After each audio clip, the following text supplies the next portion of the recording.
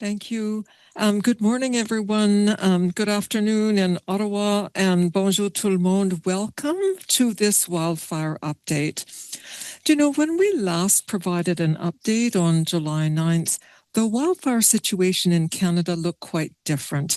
And at that time, there was roughly about 410,000 hectares, or about 1 million acres, that had been burned. But since then, we know that wildfire activity has really grown and accelerated significantly, firstly in northwestern Ontario and then now in British Columbia. And today, we have more than 4 million hectares that have burned across the country, and there have been numerous communities evacuated in Ontario as well as in British Columbia. In southern BC especially, there have been major evacuations, and an estimated about 20,000 people that had to leave their homes. About 11,000 of those remain under evacuation orders. And I'd also like to point out, and I know Minister Gull-Masty will address this in her remarks, that there are about 8,600 First Nations peoples impacted by evacuations thus far. So we know that we're still in the heart of the wildfire season, and that some communities across the country face really difficult and sometimes uncertain conditions. Nous savons que nous sommes toujours au cours de la saison de feux de forêt, et la communauté partout au pays continue de faire face à des conditions très difficiles. I also want to take a moment to thank the first responders for their really tireless work in protecting families and homes and infrastructure and businesses and animals.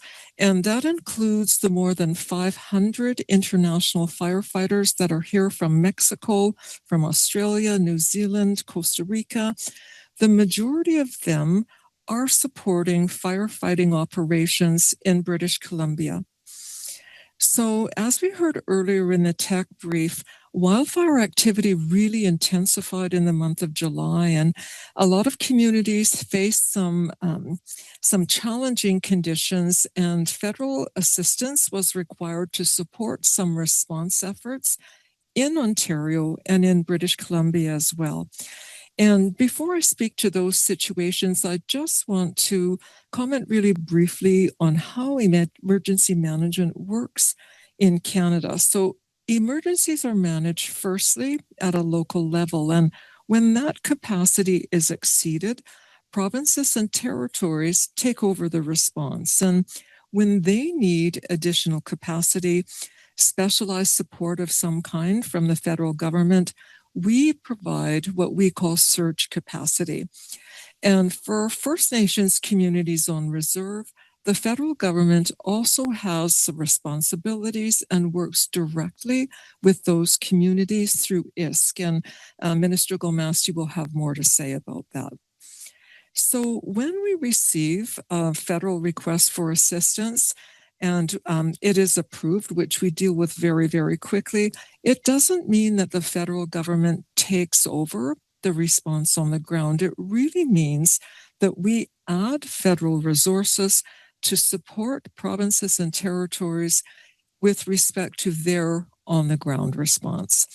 So my role as Minister of Emergency Management is to make sure that that federal support is deployed as quickly as can be, and that it's provided to where it's needed most. En tant que ministre, mon rôle est de m'assurer que le soutien puisse être déployé rapidement lorsqu'il est nécessaire. So over the past few weeks, we've really seen that work in action. And in northwestern Ontario, intense wildfire conditions forced the evacuation of a number of communities, including numerous First Nations communities. And so you'll remember that Ontario submitted what they called a precautionary request for federal assistance, and that was to support air evacuations.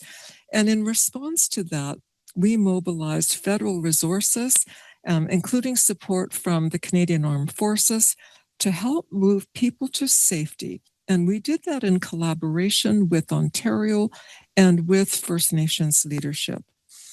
So some residents there have been able to return home while others remain evacuated. And we continue to monitor the situation in northwestern Ontario very closely.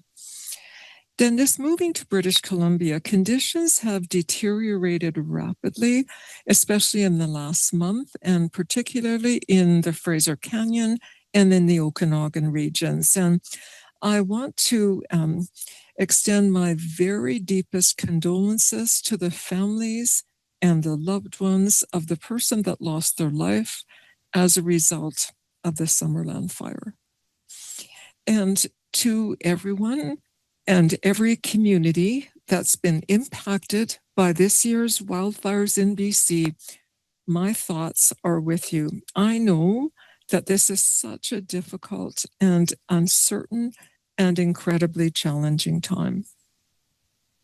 So, following British Columbia's request for assistance, which was to help with shelter and with accommodation for evacuees, the federal government worked really closely with the province, and we helped identify federal facilities that could be integrated into the province-led response on the ground. And I'm really happy to report that as of yesterday, the Vernon Cadet Camp is ready to receive evacuees when needed. And I also want to thank the Canadian Red Cross and Salvation Army and St. John's Ambulance, as well as the Canadian Armed Forces, the forces for making the facility available, and the other three humanitarian groups for their support in organizing the facility, like setting it up and then whatever needs to happen in the weeks to come. So across the country then, the wildfire season remains serious, and we need to remember, and we always do, that behind every statistic we see, it's not just about statistics, it's families, communities, people, lives that have been disrupted.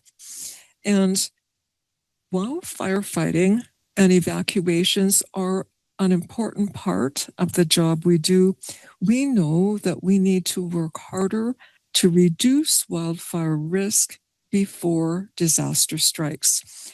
And that's why the federal government and the government of Quebec have very recently announced a joint investment of $22 million to support fire smart measures. And with this agreement, the federal government now has agreements in place with all provinces and territories to support the Fire Smart initiative. And that will put in place things such as vegetation management, public awareness, and community planning. So really things that will mitigate and make communities more resilient. So in closing, I want to again thank the firefighters, first responders, emergency workers, Indigenous leaders, First Nations leadership, and volunteers working around the clock. Thank you so very much. Your work in protecting lives and communities across this country is fundamental, and it's so appreciated. And to Canadians in affected areas, please follow local alerts and evacuation orders. When you do this, you can keep yourself and your family, your community, and first responders, you can help them in helping keep all of those other people safe. So the federal government, again, will continue to be there for communities for as long as we are needed. Thank you so much, and I will now turn things over to Minister Gull-Masty for her comments.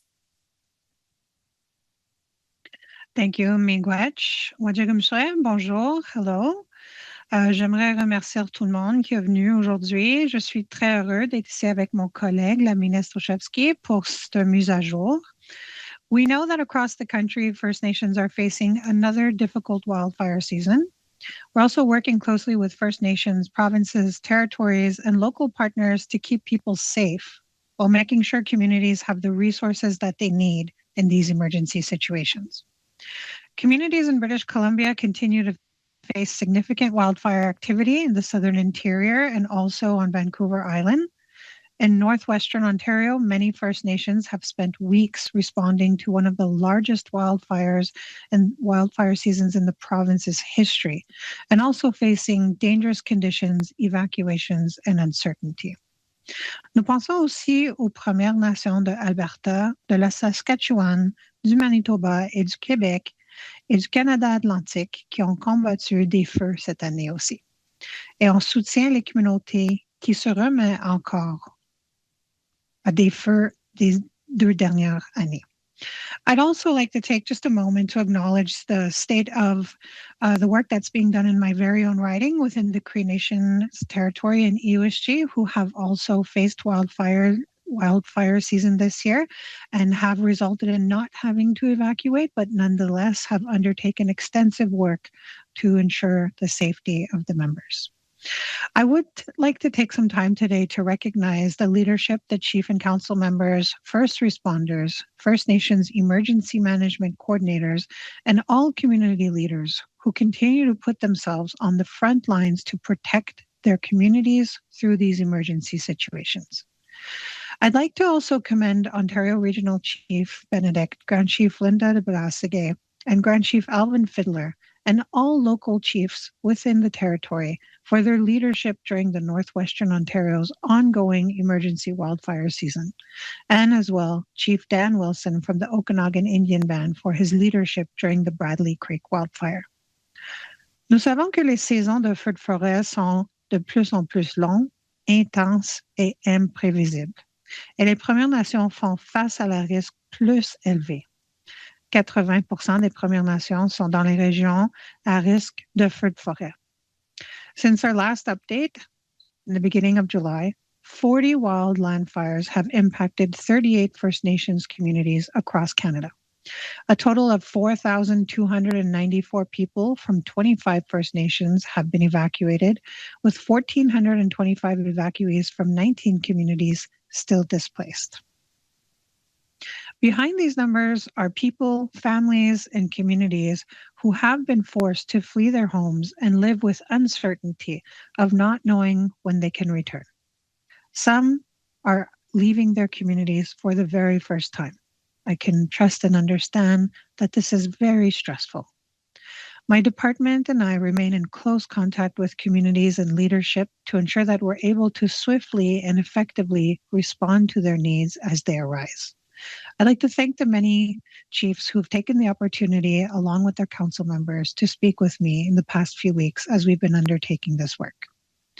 Increasingly, wildfire seasons are complex and require every order of government to work together. When emergencies happen, local and provincial and territorial authorities lead in that initial response in partnership with First Nations, while the federal government provides additional support where it is needed in specialized and surge capacity. As the Minister of Indigenous Services, my priority is to ensure that First Nations have access to the supports they need before, during, and after an emergency. To strengthen how we are working together, we're also working towards implementing multilateral emergency management agreements between First Nations, provinces, territories, and the federal government.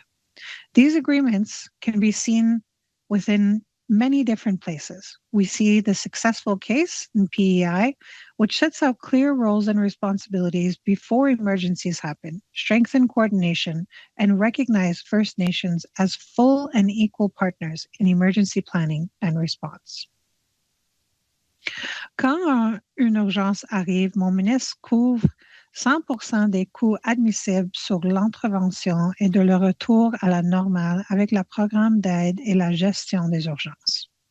Ça peut inclure l'hébergement, le transport, la nourriture et les vêtements, et aussi la sécurité, le soutien santé mentale et les services sociaux d'urgence. Our role as part of emergency response is only part of our responsibility. We are also helping work with communities to reduce the risk before an emergency happens. That means investing in First Nations-led preparedness, prevention, and capacity so that communities have people, plans, and equipment in place before they need them. Earlier this year, I announced an additional investment of $55 million to support emergency management capacity, preparedness, mitigation, and emergency management coordinators. These investments have helped communities prepare and respond to this wildfire season. In Ontario, we continue to work with the Indigenous Police Chiefs of Ontario to build on the successful training of 100 Indigenous wildland firefighters last year, and training at least another 100 more this year. In British Columbia, we were able to provide $375,000 to the Emergency Planning Secretariat to help maintain coastal Chelas communities to prepare for drought, fire, and extreme heat. The Secretariat is also helping communities find resources and ensure that they're providing support for emergency operations and reception centers when needed. Au Québec, nous avons aidé le Conseil de Wabanaki à soutenir 37 Premières Nations. Le Conseil offre de la formation en aide et l'assistance pour aider les communautés de mettre à jour leur plan d'urgence. In Atlantic Canada, First Nations and tribal communities received $718,000 in Fire Smart funding for things like vegetation management in areas of high-risk wildfire. Emergency Services Canada funds 320 First Nations emergency management coordination positions across the country. These in-community coordinators play a critical role in planning, responding, and coordinating emergency and recovery efforts. Cet exemple montre des solutions développées par les Premières Nations pour mieux préparer les communautés et de réduire les risques avant une urgence. Preparedness does not stop when the fire is out. The Building Back Better approach that we instituted, we are working with First Nations communities during recovery to rebuild in ways that reduce risk and make communities safer and more resilient for the future. I know this wildfire season has been extremely challenging for many communities. Through it all, First Nations have responded with extraordinary leadership, courage, and resilience. To every family and community affected by these wildfires, we do see what you have gone through. We stand with you, and our thoughts are with you every step of the way. And most importantly, we will continue to support you in the work that you do for your members. Nous allons continuer de travailler avec les Premières Nations avant, pendant et après les feux. Nous renforcerons la préparation avant les urgences et de mieux préparer pour l'avenir. Je vous remercie. Thank you, Miigwech. Okay, thank you. We will now turn to the question and answer period. We'll start in the room with any questions that we have here. If you're joining us by Zoom and you have a question, please raise your hand now so I can see. We'll start in the room. We can start with Inès Lombardo. Bonjour, merci à vous deux. Je vais poser ma question en français. J'espère que la ministre Olszewski pourra répondre, même en anglais, il n'y a pas de problème. Ma première question, c'est que le gouvernement canadien a procédé à des compressions d'emplois, des emplois clés dans la recherche scientifique qui permettaient de mieux faire face aux feux. On parle de spécialistes responsables de cartographier des feux de forêt, des inondations, de surveiller la qualité de l'air. Et ça a eu des impacts sur le travail de plusieurs ministères, notamment vos deux ministères. Donc, je voulais savoir, avez-vous des solutions alternatives et savez-vous comment ce travail sera remplacé concrètement au sein des ministères? Merci.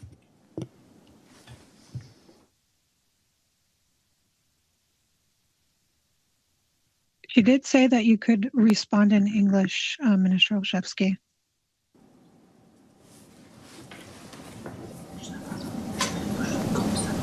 Yeah, I do not have translation. Oh, okay. So, yeah, if you could help me, Minister, I can do that. Her question pertains to a reduction of positions in terms of research, mapping, response to flooding, which she thinks contributed or had an impact on this season, and is looking to understand if you have alternative solutions to respond to the gap that she thinks is in place. Do you know, from my perspective, it's my understanding that that nothing has been done either in terms of flood management or wildfire management that would affect in an operational way what our response has been this season to either one of those types of emergency situations. And, I know that there were some media articles with respect to the operation of the Government Operations Center in Ottawa, and some discussion about reduction in the number of positions at the GOC. And I can advise that approximately, it's a little over 10 permanent positions were reduced over the last year, but those reductions did not in any way affect the operational capacity of that center. And in addition to that, we always have in place the ability to employ surge capacity. And we've used that surge capacity at places like the GOC in terms of, so the Government Operations Center, in terms of recent events like the G7 and the 2026 FIFA World Cup. And so those would be my comments at this time. Thank you for the question. Is that okay? Ok. Je comprends aussi que c'est un effort conjoint avec les provinces et territoires, mais sur les feux uniquement, vous avez fait plusieurs annonces de plusieurs millions de dollars pour la résilience climatique. Seulement, quand on regarde au détail, par exemple, le 34 derniers millions de dollars, il y a eu seulement 70 000 dollars pour la municipalité de Jasper pour mieux se préparer au feu. Donc, je voulais savoir, à ce stade, vu le nombre de feux, d'évacuations, est-ce qu'il y a des discussions sur un éventuel projet de loi pour les prochaines saisons de feu pour s'adapter réellement? Est-ce que tu es capable de poser en anglais ou voulez-vous que je traduise encore? Je crois qu'il y a la traduction, non? C'est moi, la ministre Gull-Masty, qui fait ta traduction pour vous. Je vais juste prendre la dernière portion de la question. She's asking based on, I'm generalizing the first part of the question. She's asking based on the fire activity that we've seen in the country, is there any discussion or potential work on legislation that relates to how fire management and climate resilience is determined in our government and country? So I can respond in the sense that at the current time, we're not looking at legislation per se, but that said, over the last year, we've taken many steps with respect to preparing, like helping communities prepare for wildfire situations. There are a number of departments that deal with that, such as NRCan, which is responsible for the science related to forest management, as well as wildfire situations. In addition, we've invested in suppression, so wildfire suppression, in terms of aerial firefighting assets, in terms of strengthening our response using the Government Operations Center, in terms of improving our national alerting system, which we're in the process of doing, so which would cover other types of natural disasters as well. And so apart from legislation, our focus is always on all aspects of emergency management. And when it comes to wildfires, that covers, as I say, the science and the prevention, the mitigation, the response, as well as the recovery. So we're always looking at ways that we can improve in those areas. And I've already addressed a number of the ways that we've made investments over the past year. Thank you. Thank you, Minister Gull-Masty, as well for your interpretation there. I will say to Minister Olszewski, there should be a button on your Zoom that should allow you to have interpretation, is from what I understand in the room. But for our next question, we'll go to Jillian Piper from Global News. Thank you for taking questions today. This one will be in English. U.S. President Donald Trump has threatened to impose a wildfire smoke tariff on Canada. Meanwhile, the head of the Government Operations Center just said that there are currently no American firefighters helping Canada with its wildfires right now. Do you think that that threat from the U.S. is justified? Just with respect to what happens regarding our relationship with the United States, I can tell you that in the emergency management sphere, we've had a really, truly decades-long history of working together collaboratively with the Americans in terms of emergency management. And that means that from year to year, the U.S. has provided firefighters and other personnel to assist us, and we've done the same in response. This year's wildfire season is very intense in the United States as well, and particularly in Oregon and in Washington State. And so in terms of ability for the U.S. to provide firefighting assistance, it's just not there.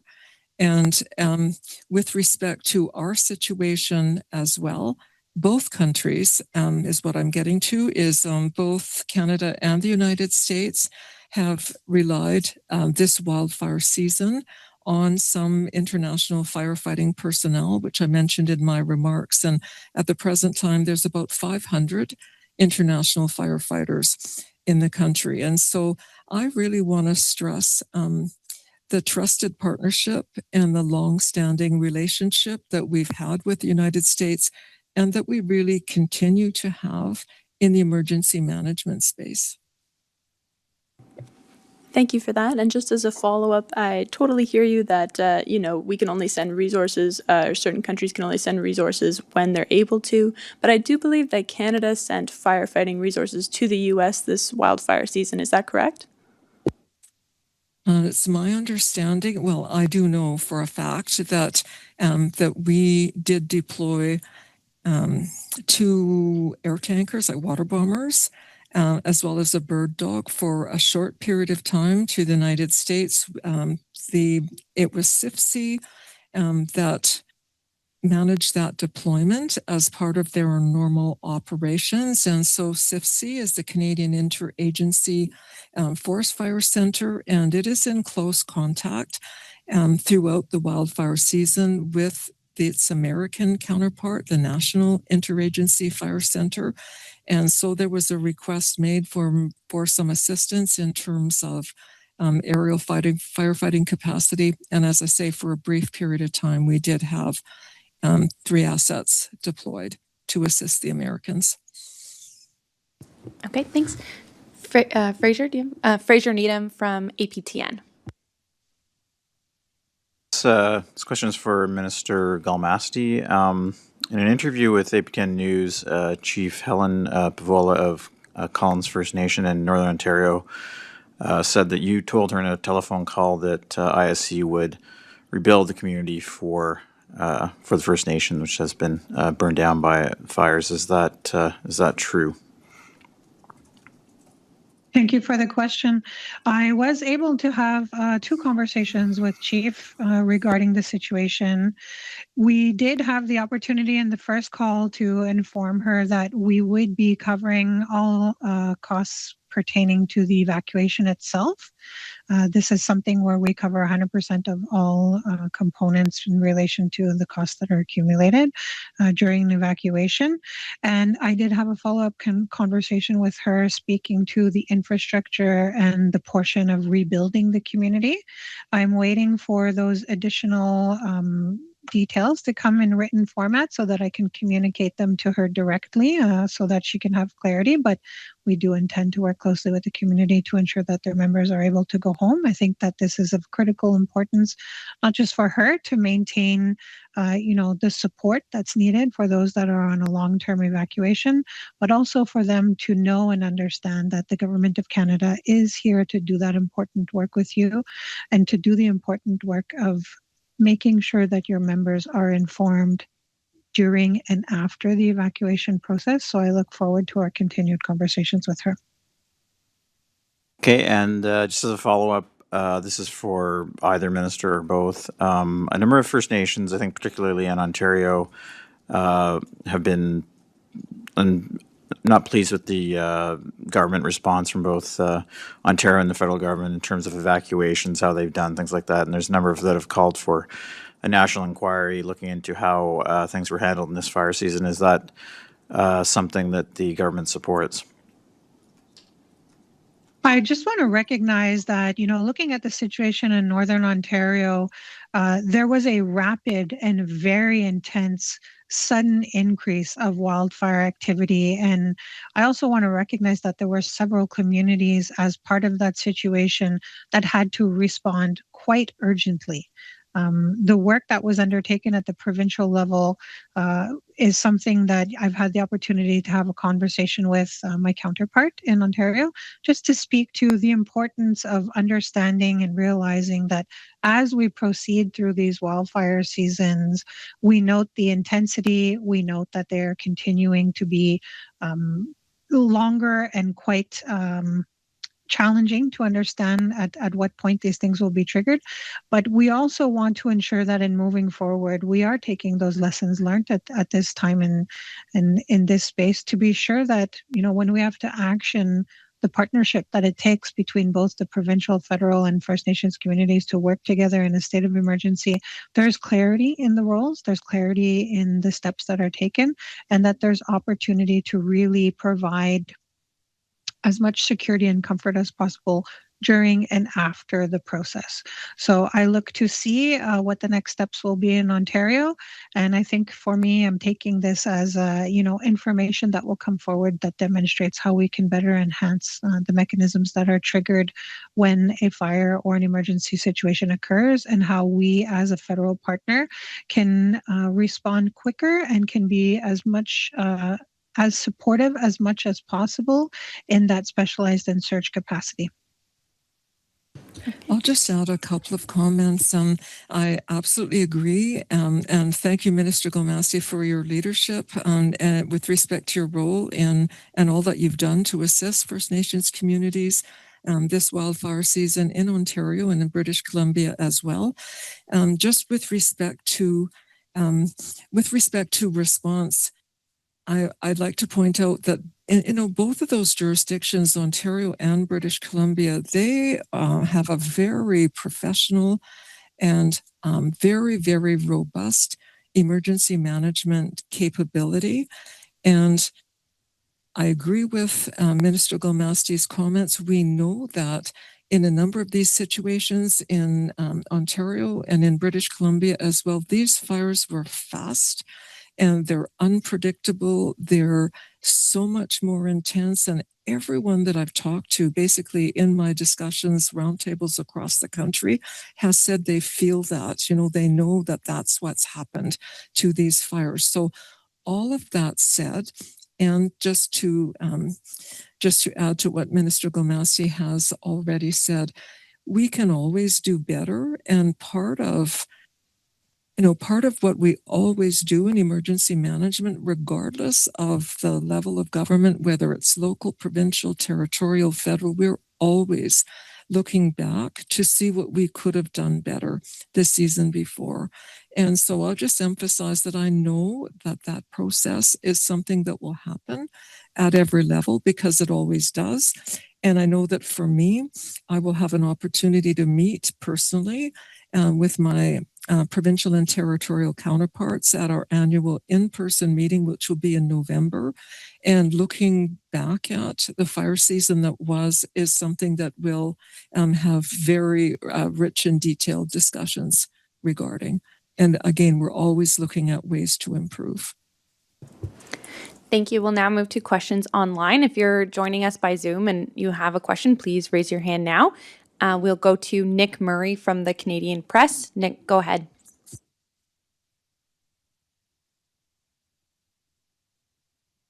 Hi, thanks for taking our questions. I just want to follow up a little bit on some of the questions around the availability and offering of U.S.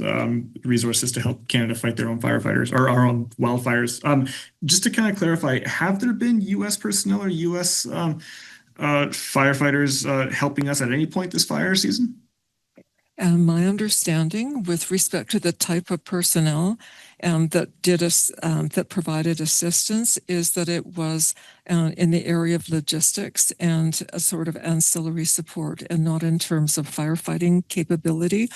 And as I've indicated earlier, the Americans are having their own very, very difficult wildfire fighting season. Okay, and just to be clear, do we have any firefighter support in the U.S. from Canada right now? Or at any point this fire season?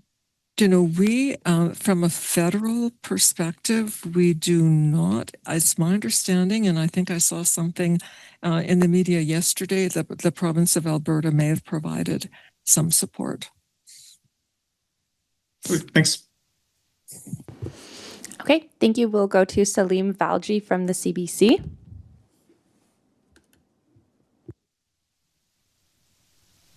Hi there. I assume you can hear me.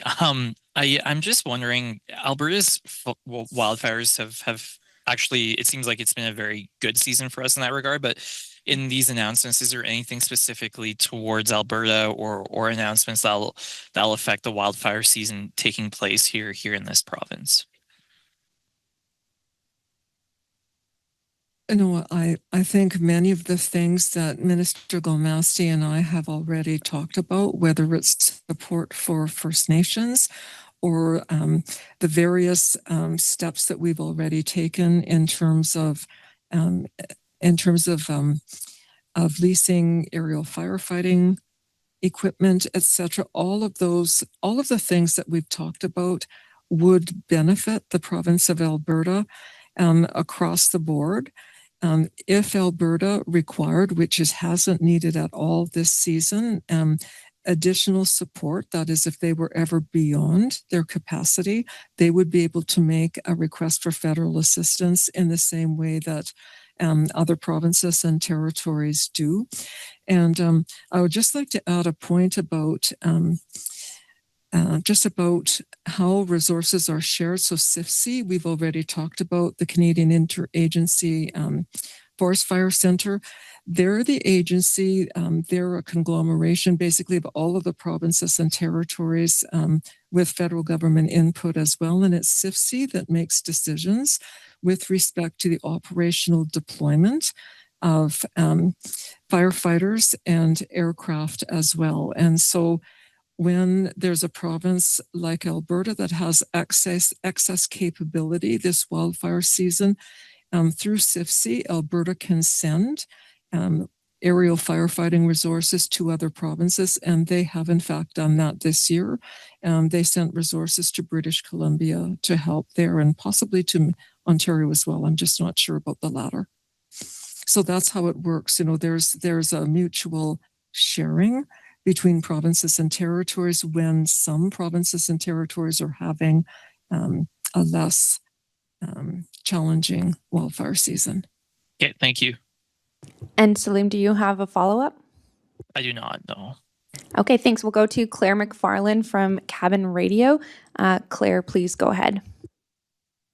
Hi, good afternoon.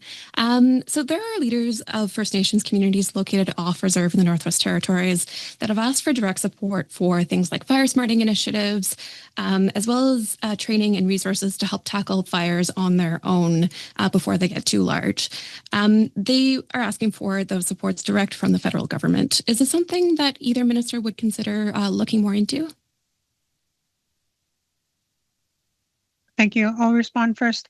The complexities of the Northwest Territories and the communities that are not located on the type of jurisdiction that is recognized in the program is one of the challenges. We do work closely and directly with the communities nonetheless in all capacities. And I think that it is one of the areas where we are looking to try to ensure that there is greater clarity for the quality and the use of the program. So we will continue working in this space. Meanwhile, while we are doing these things within Indigenous Services Canada, there is still the opportunity of support when the Northwest Territories makes that request to proceed under the emergency management process. It's a great question, Claire, and I will just add to that. Minister Gull-Masty and I have had discussions over the past number of months, and absolutely we will continue to do so in that area. Thank you. And Claire, do you have a follow-up question? I don't know. Thank you. Okay, thank you. We will go to Wallone from Reuters. Please go ahead.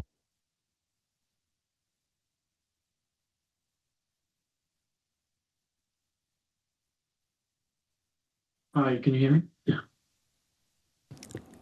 Yeah, we Hi, good can afternoon. hear you. It might be better if you're able to put the microphone a bit closer, but we can hear you. Okay. Yeah, thank you so much. I want to ask a question to both minister. Like we have seen misinformation spread rapidly on social media, like Facebook, during the wildfire season. My question is like, are you aware of the situation? Like sometimes creating confusion about the evacuation orders, air quality risks, and the cause of the fire. How concerned are you about the misinformation becoming a public safety threat, and also like what is your strategy to combat without undermining the public's trust? So mis and disinformation was an issue last wildfire season, and it has been this season as well.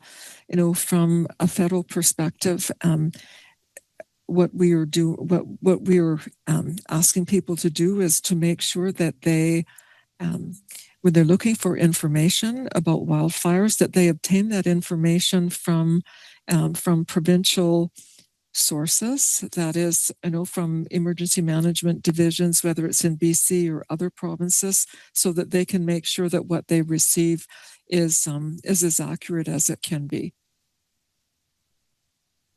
Thank you. I think it is one of the challenges when you're working in emergency. People want to be informed. People want to have that information in a rapid and timely way. That is why in undertaking all of our operations and in support of the First Nations communities, we do also ask them to ensure that if they are sourcing any kind of information, they are responding and receiving that information from the officials that are appointed in those roles, such as the leadership of the community or emergency management coordinators, who are often going on air either through social media, Facebook, or even at the local radio station level, communicating those things directly to their members. So it can be challenging. I want to acknowledge that, you know, people want to have that information in a timely way, but we want to ensure safety and we want to ensure that there's clarity, which is why we always encourage and share the information that comes from the official sources, both at the local or regional capacity in terms of who is taking the lead and providing service to the community. Yeah, there are a number of ways to get that information officially, and I know I've seen British Columbia's app, and it's incredibly valuable. It's like it'll set out which communities are under evacuation order. It'll indicate how many firefighters are present. There's some really, really good information available through official sources. And, you know, Minister Gull-Masty and I just can't stress enough how important it is to follow that advice. And to her point about, you know, about radio, television as well, a number of times provincial ministers will be giving updates. I know that Minister Green in British Columbia was giving an update at around the same time as this event today. And so that's the kind of advice that communities can rely upon. Thank you. Wallone, do you have a follow-up question? No, thank you so much. Okay, thank you. We'll go to Kyle Bax from CBC News. Kyle, go ahead. Hi there, Mr. Olszewski. A question about whether you have made a decision or are close to making a decision about whether to order more Canadair water bombers in partnership with your provincial counterparts. So that's a great question, Kyle, and I've certainly seen a number of media reports that talk about that. We will, of course, work closely with and are working closely with provinces and territories to take a look at their fleets. It's a complicated question because provinces and territories own some firefighting assets, but they also lease a number themselves. And then this year we added surge capacity in the form of, a federal fleet. And we'll be taking a hard look, as I say, in conjunction with provinces and territories to determine what the best path forward is, and if a decision is made with respect to aircraft, how, what kind of aircraft that would be, because, there are water bombers sometimes, heavy lift helicopters are better in some situations. So, there's an importance to having, the right mix fleet as well. But it's a great question, Kyle. Thank you. I guess my follow-up question is, when could we actually expect a decision to be made about this? I'm going to say by the end of the year, and certainly in time for next year's firefight. We'll be making a decision with respect to leased aircraft quite quickly, because we will want those to be in place for the next wildfire season. Placing aircraft orders is another story in terms of when that type of craft might be available. So that's really something to plan. That's more medium-term planning, as opposed to, what we'd be able to put in place for next year. And we need to be considering both kinds of planning. Okay. Thank you. I believe we have time for just one more question. So we'll go to Corey Correa from CBC. Corey, go ahead. Thank you. Just one question for perhaps both ministers to address. As mentioned in the technical briefing, climate change is driving yet another year of damaging wildfires. What more is the federal government planning to do to address climate change and prevent worsening wildfires? So the government's taken, our government's taken a number of steps in that regard. And I know if you've been following, because I certainly wouldn't have time to go through everything this morning, but Minister de Brusen in ECCC has made a number of announcements with respect to steps the government's taken to address climate change. We know that climate change is contributing to disasters such as wildfires and the intensity and severity and frequency, and we are committed to taking action. And I know that our government will be taking the approach that we need to adapt somewhat from what we were doing in previous years in order to meet those challenges.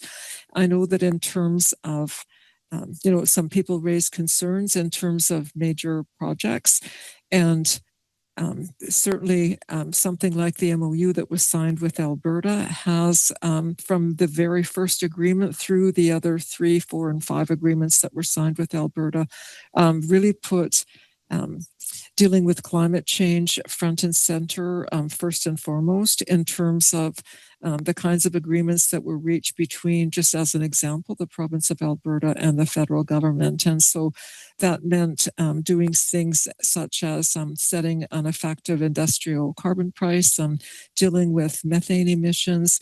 You would have heard the Prime Minister speak and heard yesterday's announcement with respect to the very large hydroelectric